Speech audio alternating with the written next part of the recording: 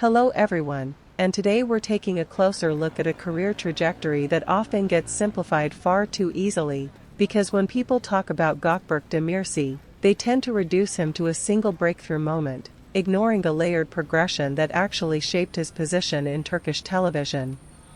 His rise through the daily drama format, especially with Yemin, did not simply hinge on popularity but on endurance, consistency, and the ability to sustain emotional tension across hundreds of episodes, which is a very different discipline compared to primetime series.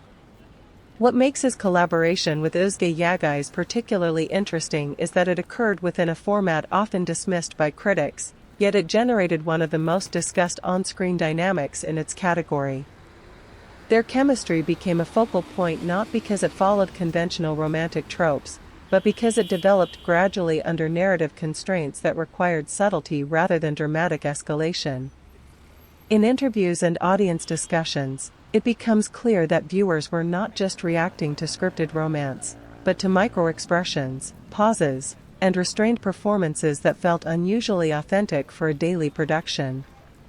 At the same time, when Yağız exited the project and transitioned to different roles, including more mainstream productions, the divergence in their career path sparked ongoing comparisons about range, ambition, and industry positioning. Some viewers interpreted Demirci's continued association with similar formats as a limitation, while others argued it demonstrated strategic consistency in a highly competitive environment where stability itself is a rare achievement.